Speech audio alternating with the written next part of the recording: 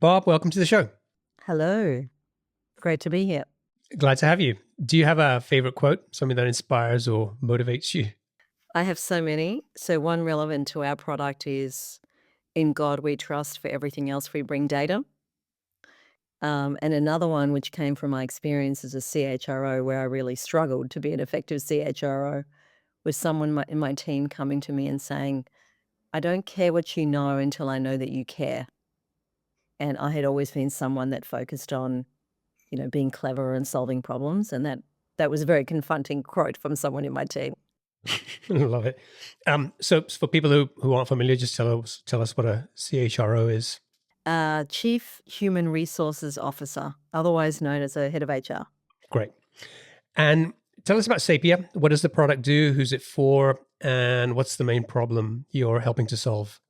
Yeah, the problem we're trying to solve is, how do you know who are the right people to hire and promote in your organization? Because your people are everything in terms of your success. And the way that you do that today is typically biased when you're using people. It's suboptimal from a data perspective if you're using resumes. And most assessments are experiences that people don't want to have.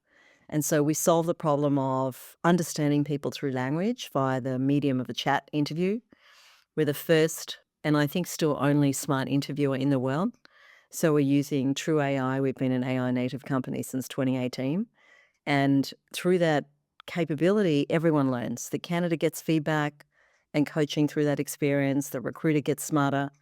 The hiring manager gets talent insights. The organization gets a whole lot of data around diversity, candidate experience, efficiency. And so it's a kind of a full 360 ROI experience.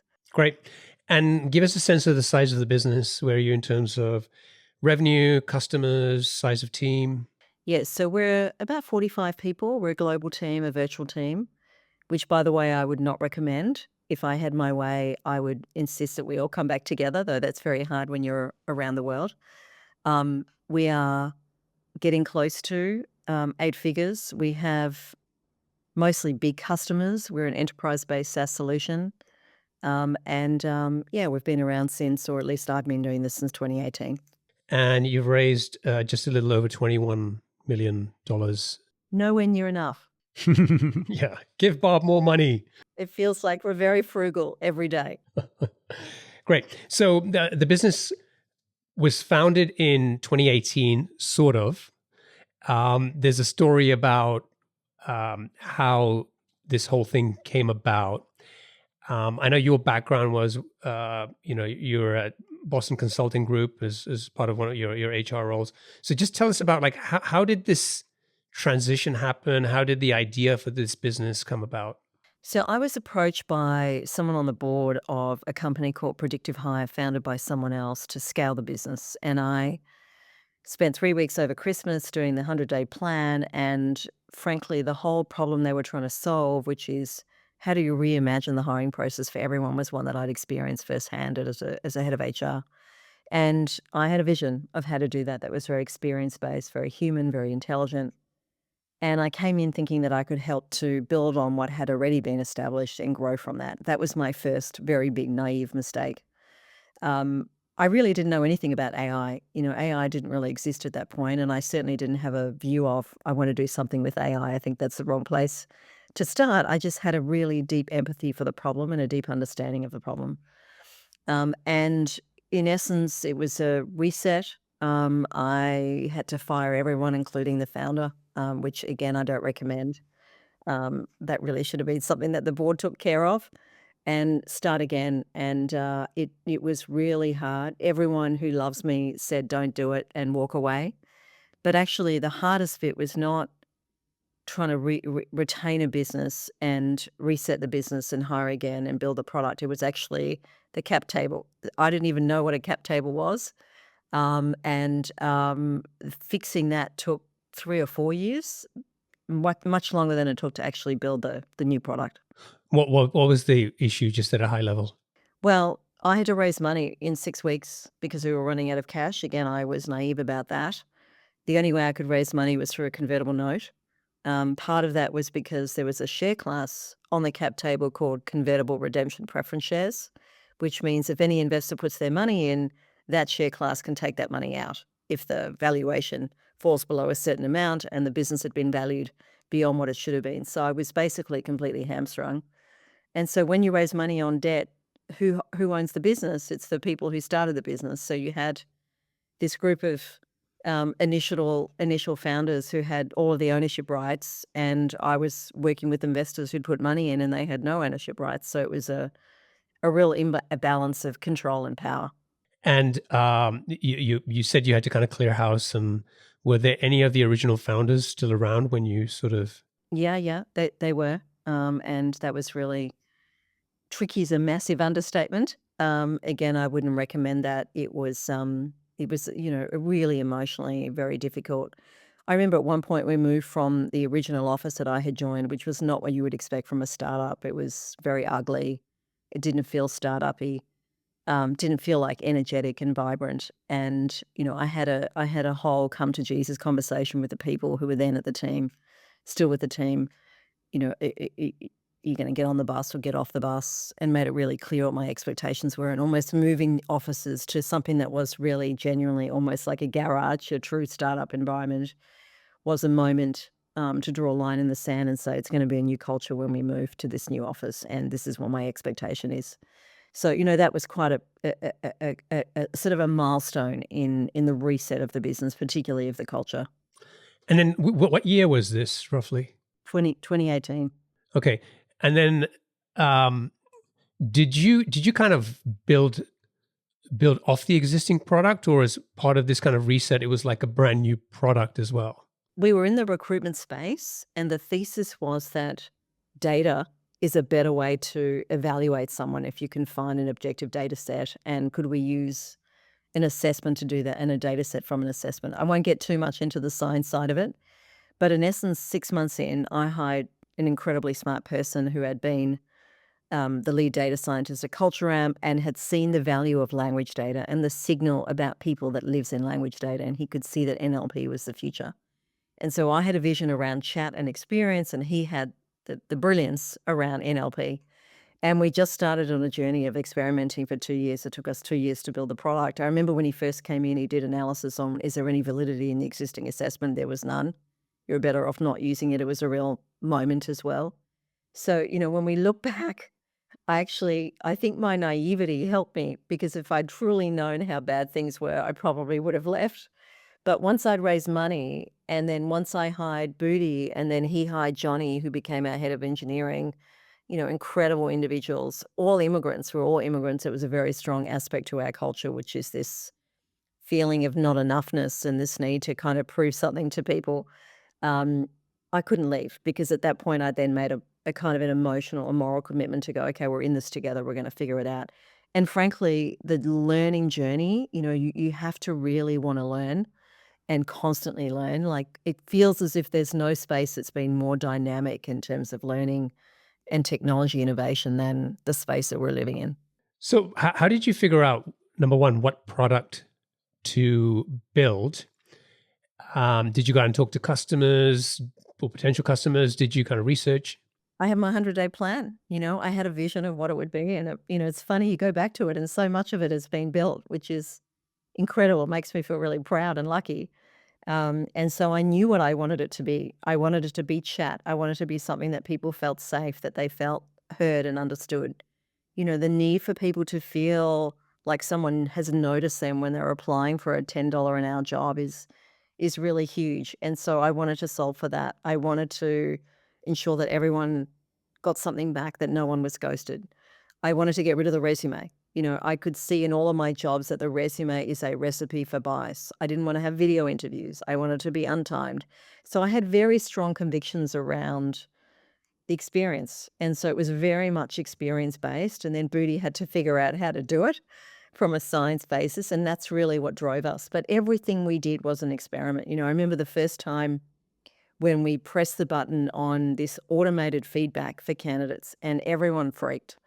I even remember speaking to AWS and other tech companies in the US, and they said, no, we don't like to share anything with candidates. We want to keep them in the dark. Creates too much legal risk to share anything. And so there was this incredible aversion to giving people feedback. Like, that was a massive risk when Qantas went live with that. I remember it was a risk when we said it's not going to be timed, and people assume that candidates cheat. This is before GPT. Everyone thinks that people are cheating all the time, but actually when we started to flag that, because we could identify plagiarism, we saw the cheating rates were very low in most geographies. And so we were constantly challenging every aspect of how people thought about how you hire, what a assessment needs to look like, what the experience of the candidate needs to look like. And I had very strong sort of principles that guided me around transparency, explainability, fairness, experience. And I just stuck to those. So our product principles that I formed, year one are still the product principles that we have today.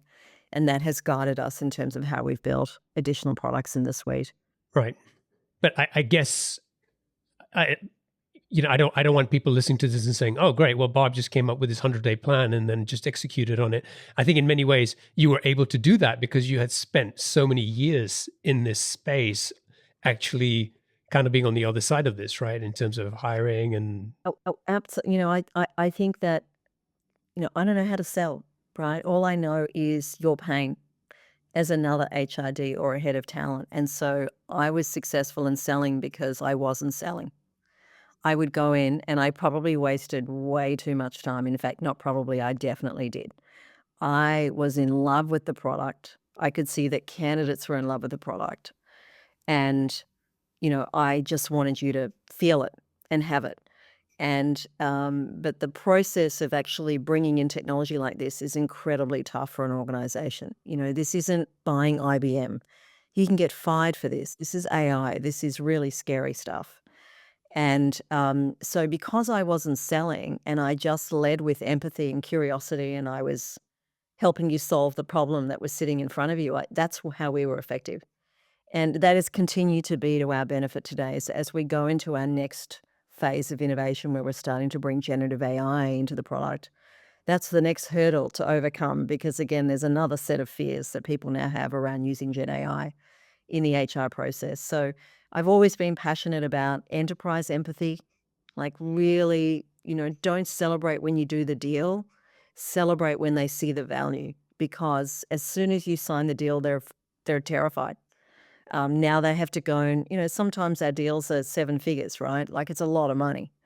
And so you have to make sure that you're giving value and they see value before you start waving the flag and ringing the bell from a sales perspective. So I think that's always guided a lot of ways in which we sell, we market. We don't do standard marketing. Most of our opportunities come from referrals. there's kind of an interesting um, thing I'm thinking about. Like today, you can't avoid AI, right? Everywhere, it's just in your face. But 4 or 5 years ago, it was kind of more like, yeah, people talked about AI, but nobody really understood what that meant. And when companies were talking about using AI, maybe they were using machine learning and a bunch of stuff like that. But I think it was an even harder sell than it would be today because at least people are now kind of opening up to it and there's still fears and so on. But I'm guessing back then, one, any company using AI, there was a lot of, hesitancy. And secondly, for hiring people, right? That sounds like really scary when you're already terrified about legal risks and the kinds of things you might be telling people. And then now we're going to put something in between us that's going to kind of, God knows what it's going to be telling these people. 100%. And I love to say that it's got easier, but actually I think it's just as hard. It's interesting. I remember an investor around the table saying, I think it was 4 or 5 years ago, Barb, we're going to get that return on investment and education, the market. Eventually it'll cotton on. And even when GPT came on, it's very easy to get a meeting, right? Everyone wants to hear about AI and is curious to learn, but it's a different thing to actually get a deal. So a couple of decisions we made really early on was that because we're advancing the field of machine learning in what we're doing, is that we were going to publish research. So we've had an R&D team from the beginning, and that wasn't delivering returns for the first 4 years. No one came to us and said, "Oh, I saw your amazing paper published in Frontiers. I want to meet with you," right? But now, as I used to say that our moat was data. and our moat was the algorithms and what we've done with the data. But actually, I think it's our brand, based in science, peer-reviewed published papers, that has given us a level of credentialing and credibility that is really now separating us from other, the myriad other AI companies. So the other decision we made early on was that we were going to invest in publications, which is something that Meta might do, and they're a massive organization. We're a tiny business of this very small labs team, but we have pushed out 3 or 4 papers every single year. And, that has really helped build our brand. Right. Was there any fear about giving away the secret sauce by being kind of so much more open about what you were doing? Absolutely. But we felt that if we wanted people to trust us, we needed to be transparent around the science. And we had a very strong view that unless you had the data, you couldn't do what we did. Like, that's still a unique data set that we have. One of the things I remember in terms of research very early on when we were trying to validate this thesis that language had signal around people is one of our team members scraped 2 million tweets and ran an experiment based on how people self-declare their personality profile to see if there's a correlation. We actually wrote a paper, this is way before Elon, around the fact that you can't use third-party data and generalize it in this context because, one, the way you tweet is not how you interview. The second is Twitter is not representative of the general population. So you risk adverse impact. And we actually made a decision not to publish it because we were worried that even then Twitter was attracting a lot of kind of attention, that it would attract the wrong kind of attention. So, there were choices like that we made where we just, we wanted to make sure that we protected the brand in terms of what we were prepared to share externally, but we've been, incredibly transparent around the science and the various algorithms that sit underneath the technology. So you mentioned earlier that it took you 2 years to build the product. How long did it take to land the first customer? Was it like you built for 2 years and then you went out to try and sell it, or did that happen in parallel? Oh no, look, we were just flying the plane. We didn't even have a plane. We had like a seat. And we were trying to just stay alive. Every year my family would say to me, what's going to happen next year? And I said, look, I'm just trying to get to the end of the year. And I really had not so much no confidence, but I couldn't forecast if it would be around for another year. It really felt like we were going month to month. And there was definitely a couple of months from a payroll perspective in the really early days where if we didn't get that customer to pay that invoice, we wouldn't have been able to meet payroll, which is your fundamentals. So it was really scary. And, I was doing payroll, which is never a good thing. You're kind of doing everything in those early days. And I look back and, Booty and I will often go when we do our all hands in person and we'll look around and we'll go, it's a miracle. It's a frigging miracle that we're still here. So, what we had to do was find customers with serious pain. And Qantas was our first customer, which is kind of mind blowing because they're such a brand and they're a very conservative brand. But that shows you that there is, when you find real pain, and they were using our major competitor and they really didn't like the impact it was having on their brand and their candidates. So they wanted to find a different way and there was nothing else in market.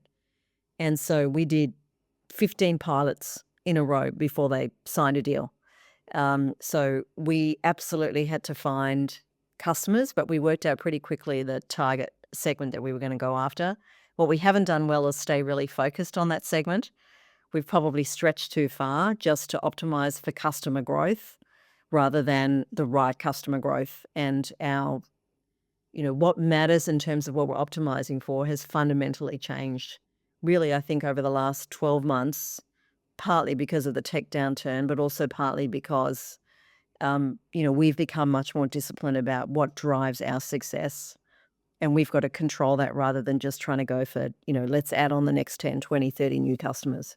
So you're back then you're a startup, you're building something which is disruptive. You don't have any customers, right? And then how do you get your foot in the door with somebody like Qantas?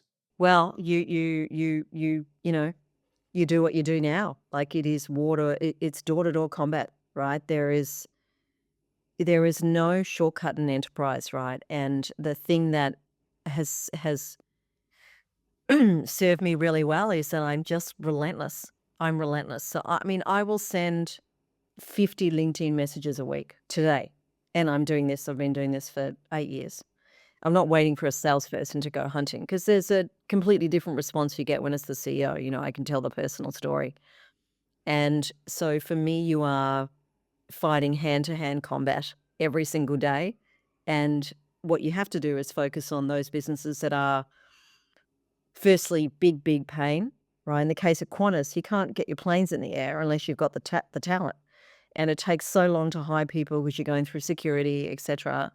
If you can do anything to reduce the time it takes to actually identify the right talent, that really makes a meaningful difference to the business. So you kind of think cleverly about for whom are we going to be absolutely core to running their core business, right? And that's where we've made a mistake, is if we're just marginal, if we're kind of good but not absolutely necessary, the risk of churn is too high. That's one thing we've really learnt this year. We've had a lot of churn from smaller businesses where they can survive without us. Now we focus on only selling to businesses where they need us to survive. And so that was the first thing. The second is we went for brands, consumer brands, trusted consumer brands, because we had no money for marketing. And so if we can say, wow, companies like A, B, C, D, who are the 5 most trusted consumer brands, trust Sapia, it's very easy to get the next 10 brands. So we went with a deliberate strategy of going for brands. And the fact is brands really care about the things that we solve for. So there's a high overlap between their problems and their desires and what our technology does. Now, you mentioned 15 pilots with Qantas. How long did that take? And I'm just wondering, do you get to a point where it's just like, are we just going to be doing pilots forever? Are they ever going to make a decision on this thing? Or did you feel like, okay, every time we do something, we're getting some good feedback, we understand what are the concerns we need to address? I'm just curious, it feels like a nightmare, it just drags on forever. I mean, at that stage, it's just default to live, right? It still is default to live. You're just trying to stay alive and you're seeing startups collapse all around you. So, I think the other thing with a big company, and procurement hasn't gotten any easier, is they absolutely wanted to do a deal, but COVID stepped in, became very hard to sign deals. Obviously, everyone's in austerity measures. And frankly, we were just happy to keep going and get some cash and have the ability to use them as a reference customer. And they're still a customer, 6 years down the track, which is, amazing. And I also think there's a kind of a pay it forward, which is fundamentally people are taking a huge bet of their own brand, right? Like you're putting your brand at risk as a buyer when you're using AI, unless you're using Microsoft Copilot. Like, why has that been so successful? Because no one's going to be fired from using Microsoft Copilot, even if it doesn't work. But you're bringing in a startup and you're using AI around HR, you got to really respect the trust that they're putting in you. And so for us, we have always, you could argue, overinvested and over-delivered and over-serviced because you kind of pay it forward. And what we have now is a pipeline of opportunity that is almost completely coming from our customers, unsolicited most of the time. And so it's expensive, but it's in the long run, I haven't done the economics, but it's probably a lot cheaper than spending on marketing, which I'm sort of less confident delivers results. And that's because you don't buy into marketing generally, or but because just the complexity of trying to sell this type of product to enterprise? Well, I think LinkedIn is a very expensive channel, right? And, if you think about as a startup founder, you have to make choices about where you're going to invest your dollars. And I can't have someone brilliant in marketing, in sales, we've got 3 product teams. We've got a traditional product team, you've got a people science product team, you've got a, machine learning data science product team. Like, that's expensive. If you're not an AI business, you don't have that. You have just one product team. And then you've got your normal engineers, your machine learning engineers, your DevOps, your security engineers. Again, there's quite a lot of infrastructure there. So I've always felt, because I came in and I inherited a product that didn't work, that I was obsessed about building a product that worked. And so I really over-indexed on anything to do with product, not to do with go-to-market. Now, that could have been a mistake, but now we have a product that people love and have been using for a long time, and our NRIs, getting up to 110, 115%, right, as a reflection of that. So, my choice was that I'm not going to invest in someone who really knows demand gen or who knows marketing, because I hope that the product and then the customer experience will kind of sell itself in market. So those are the trade-offs you make, is you can't have brilliance in every part of the business, and I wanted to have brilliance in product. How long did it take to close the Qantas deal from start to? Look, I think the pilots, I'm trying to remember now, but it was a good few years until we got a enterprise deal with them. Typically now it's around 6 months to 9 months to close a deal from beginning to end. And, what's interesting is one of our largest customers is the largest retailer in Australia. And, we did a pilot and we were about to convert, and then they hired an AI ethics team. And then everything went into a whole different world of pain from a procurement perspective. And we weren't prepared for that. I think they weren't prepared for that. And, that's a challenge right now, which is we're often the first AI technology that a company has procured.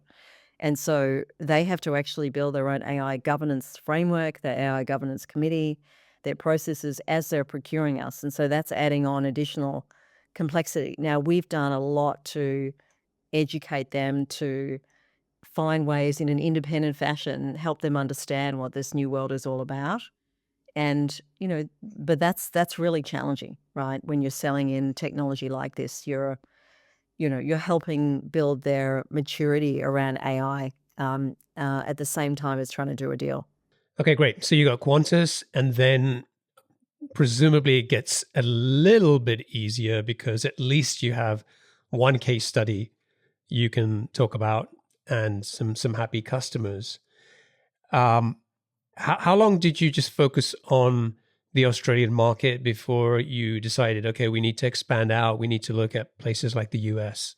So look, we had UK customers that we managed to get just through being in Australia. I think there's a great connection between Australia and the UK. And, we had inbounds, and so we were able to do deals from Australia in the UK. So we built up a good portfolio of UK-based customers without being on the ground.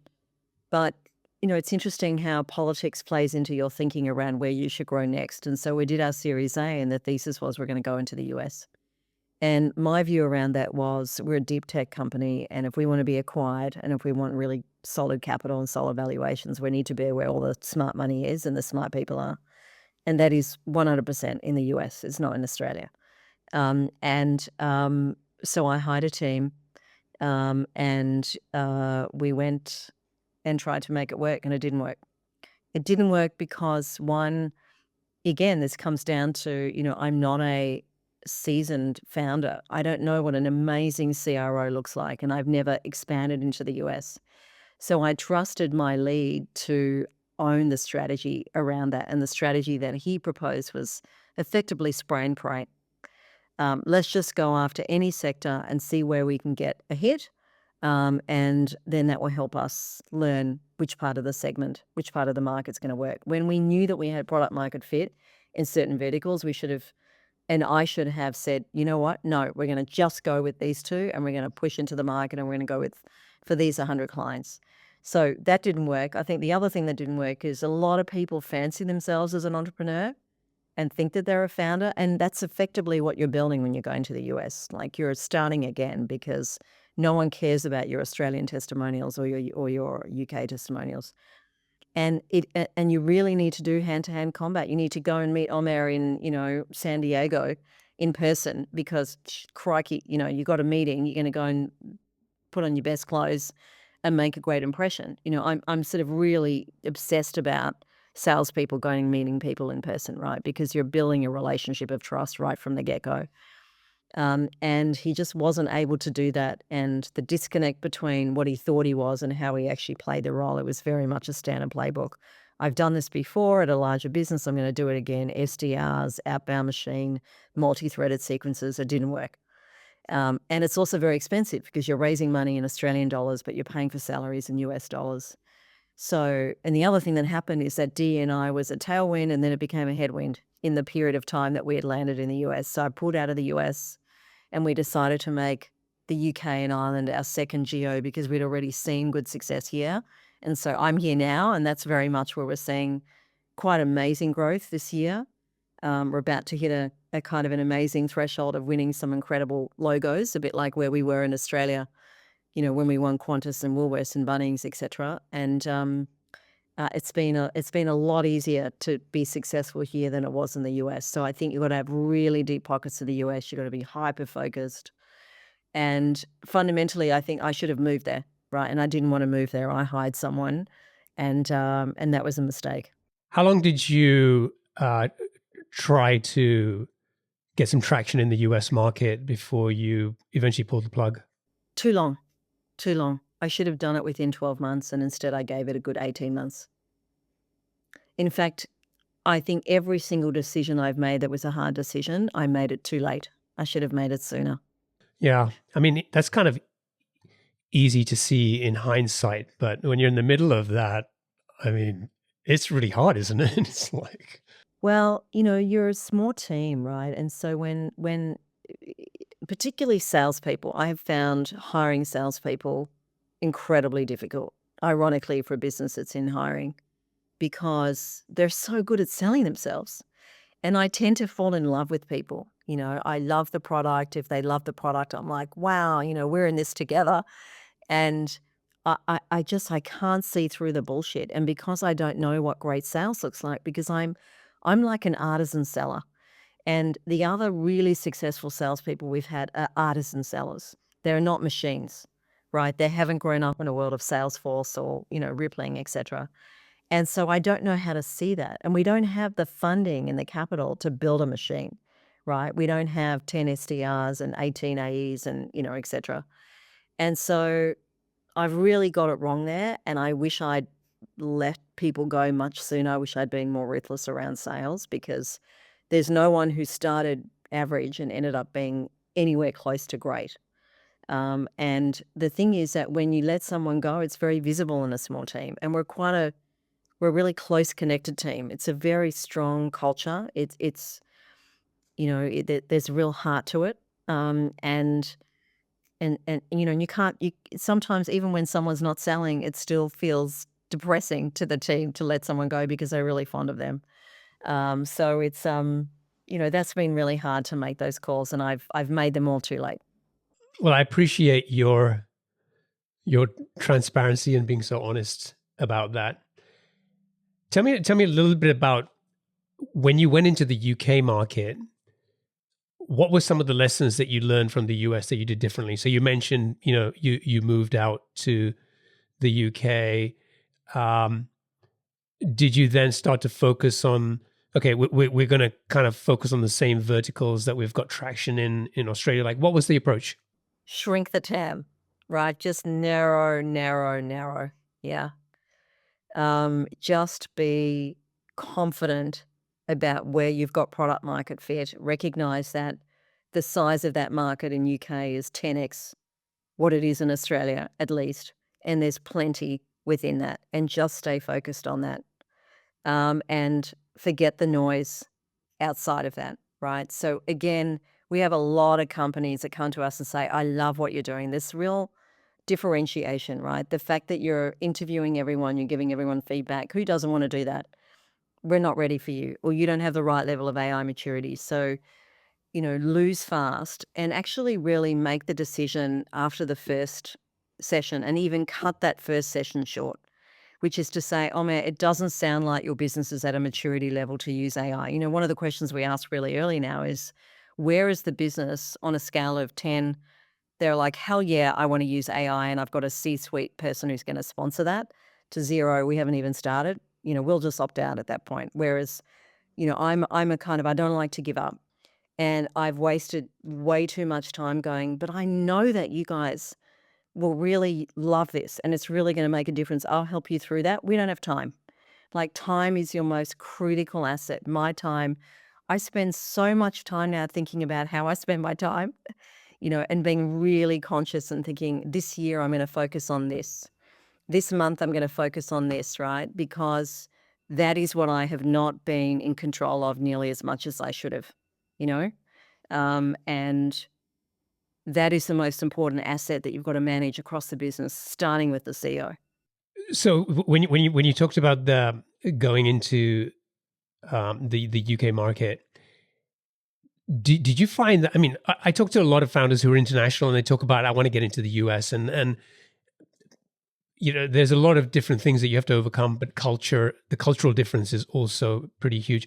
Did you find that for an Australian startup going into the UK felt culturally a little easier, maybe? Yeah, look, I mean, Americans love Australians, and there's a great sort of camaraderie. We're all part of the same sort of set of Western democracies, but definitely the connection to the UK is a lot stronger. And in the sectors that we focus on, there's a lot of talent that crosses over between Australia and the UK from a C-suite level. So all of the businesses that we work with in Australia that are incredibly well-known, respected brands are known and respected in the UK, whereas in America, they don't care, they don't know about them, and there's a very high level of American exceptionalism. That means unless you've got an American logo, we're really not that interested, right? You don't find that in Australia at all. Um, I think the other thing is, frankly, the regulatory environment here with GDPR has built a maturity and a fluency around regulation that the US does not have from an HR perspective. And the EU AI Act that comes into play in the middle of 2026 is so much easier to navigate because it's a centralized regulatory framework. Once you go into the database, you're done. Whereas in the US, you have to navigate myriad different states, all with their own regulations. It's very complex and very costly for a business. So I think America's actually doing itself a disservice. They've got state and federal because they're not creating a simple, one country framework. And they don't have the maturity, to be honest, around managing AI procurement. Whereas here, because of GDPR, there are lots of, everyone knows what a DPIA is, right? And then they go into an AI audit and they know what that is. In the US, just that maturity and fluency is not there, in at least in HR, in my experience. Right. So it's basically like companies in the UK Europe are willing to take a little bit more of a risk because they feel like, okay, if you're at least compliant with GDPR requirements with the AI, at least I have some guardrails. I feel a certain level of confidence. Well, regulation creates certainty, right? Like bring on regulation is what I would say. The lack of regulation creates uncertainty, and then your legal team will just veto it and say, no, we're not interested. I remember in the early days, we actually pitched to Apple in Australia and we got as far as Cupertino. Now, this is back in 2019. And at that stage, Apple in Australia, their retail store, they were getting 50,000 applicants, seeing really high turnover. They love the idea of using a technology that's a true learning technology that retrains models based on turnover data. And the legal team just said no, they weren't prepared to use anything like machine learning. This is way before GPT, right? And when AI became really trendy, and even when Apple was using a lot of AI.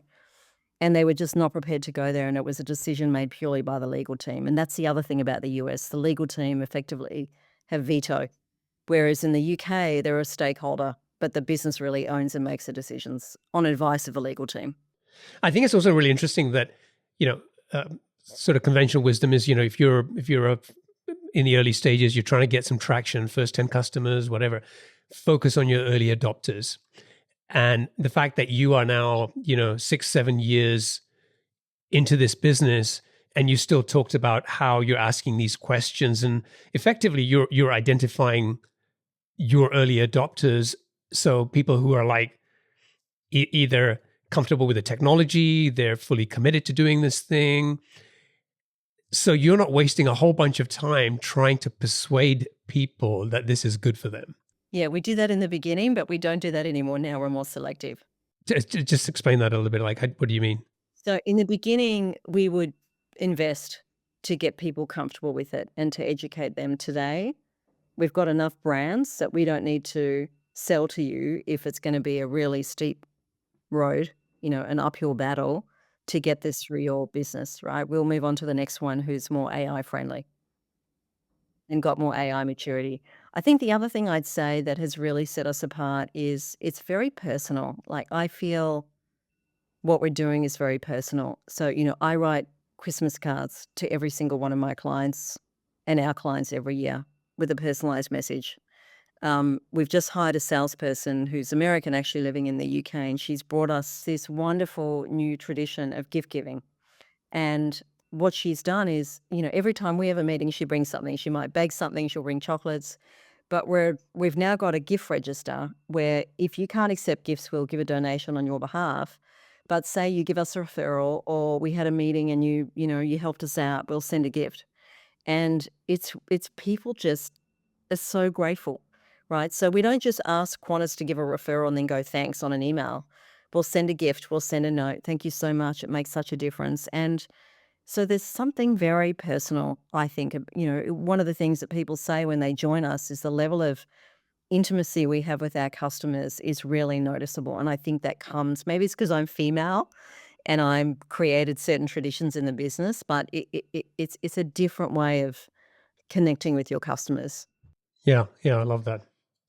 It's kind of ironical. It's on the one hand, it's an AI product which is kind of doesn't have the personal aspects to it, yet the culture of the company is almost the other end of the pendulum in terms of that's that's kind of so core to, I guess, what you have to do, and which is why, from what you were telling me earlier, that a lot of new business is coming from referrals from your existing customers. Well, look, the product does have a very strong human element to it. So that's one of the big objections we've got, which is, but we're removing the human touch if we introduce AI. And what I say is, well, you're getting 100,000 people who apply and you're hiring 1,000. How's that working for you? Are the 100,000 getting a human touch? They're not. Humans don't scale. And this allows you to at least give everyone a fair go, to give everyone the chance to learn about themselves and know that, they've been considered. And if they don't get this job, it may help them get their next job. And so we feel like we're humanizing the process. And one of the things, again, that I've been obsessed about is language. So I learned from my last boss when I was a CHRO, who was an ex-Microsoft executive. She was obsessed about communications. And you couldn't send an email out from her that she didn't review really closely. And she was all about authentic comms. And so I speak in a very human way. I'm not a polished, like even my hair's always messy. And I wanted to bring that realness into the product. So in the early days, I wrote all the questions, I wrote all the scripts, all the dialogue. And today, I'm fanatical with the team about this is somewhat of our product that's a bit unscalable, is that when you're creating this experience of, Omer, thank you for applying for a job at Starbucks. This is what we care about. Take your time, you have to, it's curated, it's created by our CS team, that dialogue, but it's got to feel real and it's got to feel real to their culture. It's not a fill out these 20 questions and we'll let you know. So, that aspect of the product, which we haven't figured out how to scale yet, has very much come from me. And I think is very much in part why people love it, is it just feels more human. It feels more authentic. Love it. All right, we should wrap up. It's getting late, and you've had quite an adventure over the last day or two in that hotel. Which, just why don't you just quickly just tell us about that? On my hotel story. So, yeah, I arrived 5 a.m. yesterday, first night, 11:30 at night. I've taken my sleeping pill because I rely heavily on sleeping pills when I'm traveling internationally. And there's just this dripping in my hotel room. And I'm thinking, did I leave a tap on somewhere in my, exhaustion? And then I turn on the light and there's just water coming down from the ceiling, from the lights on the floor, puddles, freaking out. So I took a video and sent it to my husband and he said, get out of that room and find a new room. So that was my adventure. God knows what was happening upstairs. It's all right. Let's get on to the lightning round. So I've got 7 quick fire questions for you. Just try to answer them as quickly as you can. Ready? Go for it. What's one of the best pieces of business advice you've received? Don't overthink it. What book would you recommend to our audience and why? Amp It Up by Frank Slotman, I think it is. I just think he encapsulates everything that I wish I was as a leader and wish I could be as a leader. I've gifted it to many different people. What's one attribute or characteristic in your mind of a successful founder? Madness, relentlessness. What's your favorite personal productivity tool or habit? TripIt, actually, because I do a lot of travel. I really love TripIt just to keep track because I'm very badly disorganized and I don't have a PA or anything. So, yeah. And I've got to say, I use the Claudes and the like every day. Of course. Yeah. What's a new or crazy business idea you'd love to pursue if you had the time? Well, everyone in the business, when we ask them this at orientation, says they wish we could take our capability and apply it to personal matching. How do I figure out whether or not you're the right person for me? So extending it into dating. What's an interesting or fun fact about you that most people don't know? I actually was in the Israeli army for a period. Wow. And finally, what's one of your most important passions outside of your work? Well, my kids, my husband, my dog, and gardening, I actually love just being outside in the garden. Not that I do it very much, but yeah. Awesome. Bob, thank you for joining me. It's been a pleasure. Love sharing the story of you building the business. Love just how open and authentic you've been, and willing to talk about your successes, but also the challenges and the mistakes. And I think that's often where the rest of us can learn from. So I appreciate that. If people want to check out Sapia, they can go to Sapia.ai. And if folks want to get in touch with you, what's the best way for them to do that? LinkedIn. Great. We'll include a link to your profile in the show notes. Great. Well, thank you so much. Thank you for staying up late. Appreciate it. And I wish you and the team the best of success. That's a pleasure. Thanks. Cheers.